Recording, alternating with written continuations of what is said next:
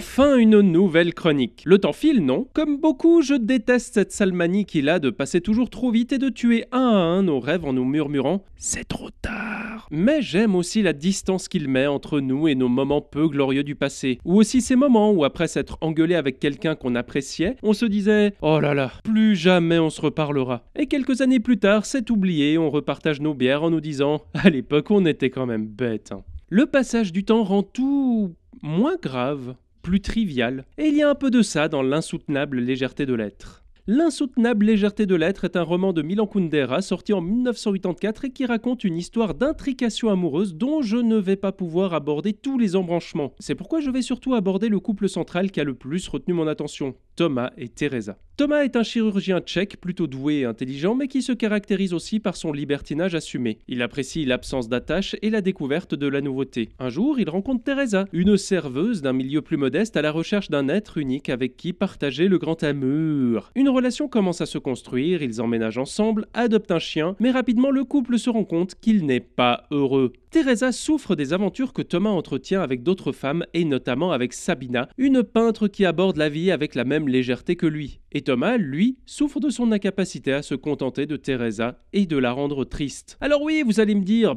Teresa n'a qu'à quitter ce mec en chien, elle trouvera mieux ailleurs. Alors dans un monde parfait et crédule, effectivement ça se passerait avec cette simplicité. Mais avec Kundera, on n'est pas dans un monde parfait et crédule, ce qui fait que ça vaut le coup de lire Kundera. L'insoutenable légèreté de l'être est une sorte de roman philosophique où l'histoire des personnages permet surtout à l'auteur d'exprimer et d'exemplifier ses thèses. En ce sens, le roman est riche. Pas forcément d'action, mais de réflexion en tout genre. Ces réflexions dépassent le cadre philosophique puisqu'on nous parle aussi d'esthétisme ou d'histoire, comme du printemps de Prague qui occupe une place centrale dans le récit. Mais l'ouvrage repose surtout sur une opposition entre la légèreté et la gravité, concepts incarnés par Thomas et Teresa. Le couple est en fait une sorte d'opposition entre Nietzsche et Platon. C'est du moins la proposition qu'en fait John Boysen dans son article « Vérité et paradoxe dans l'insoutenable légèreté de l'être » de Milan Kundera. Et j'avoue que son analyse m'a plutôt séduit. Teresa cherche à donner du sens à son existence à travers sa relation avec Thomas. Elle a un objectif d'idéal avec lui qu'elle cherchera à atteindre. Teresa incarne ainsi la gravité. Thomas, au contraire, c'est la légèreté de l'être. Sa manière de vivre est justement de ne pas accorder de sens aux choses. Il ne croit pas au militantisme de ses collègues, il n'accorde pas beaucoup d'intérêt à la construction d'une vie de couple, mais préfère le moment présent et multiplie ainsi les aventures. Il ne se fixe pas de but qui le guide à long terme. Deux façons de vivre radicalement différentes qui produisent évidemment quelques complications. Ces oppositions binaires reviennent tout au long du livre, plus ou moins fortement liées à l'opposition entre légèreté et pesanteur. Le kitsch contre la merde, le Es muss sein contre le Einmal ist kein Mal, l'âme contre le corps, toutes ces oppositions permettent au roman d'aborder énormément de sujets différents. L'excitation, le communisme, la délation, le corps, la ruine, la photographie, la drague, le cauchemar, Oedipe, etc., etc.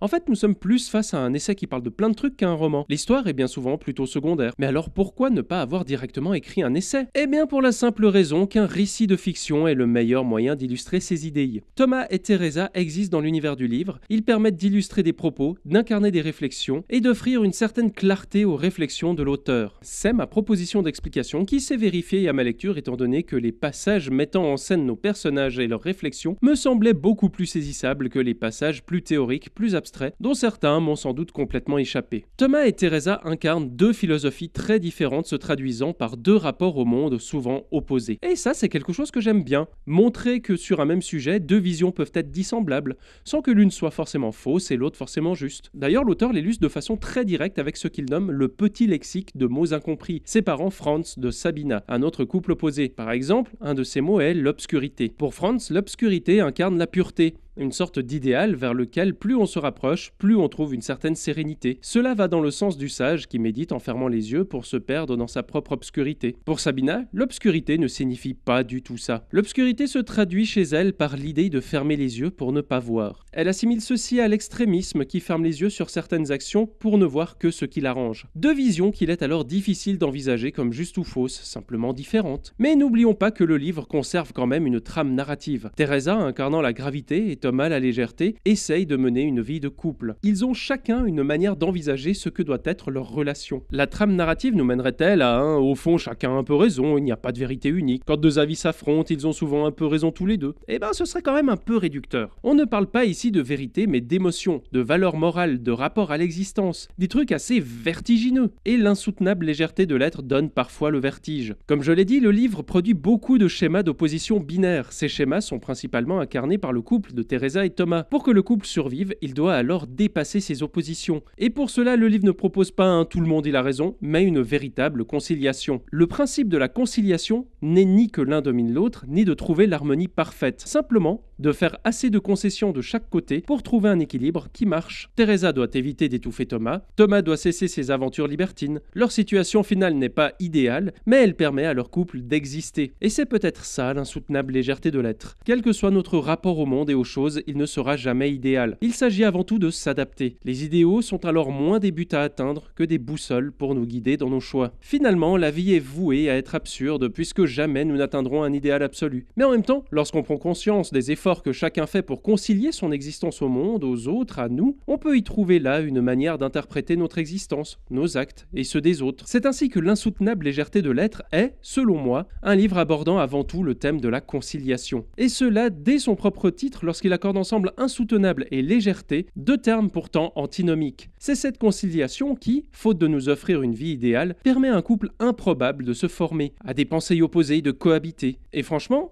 je trouve ce message intelligent et plutôt positif. Voir ce couple parvenir à vivre un temps plus ou moins heureux ne nous mène pas à un happy end ni à un échec, simplement à ce constat. La conciliation est sans doute le premier outil de construction, tant à notre niveau d'individu qu'au niveau de l'humanité entière. Bref, un grand bravo, monsieur Kundera. Vous avez réussi à vous concilier un nouveau lecteur. Et vous ? Est-ce que vous l'avez lu et qu'est-ce que vous en pensez ? N'hésitez pas à me le dire en commentaire ou alors directement sur Twitch, où je serai en live dès maintenant pour discuter du livre. Donc à tout de suite, ou à bientôt.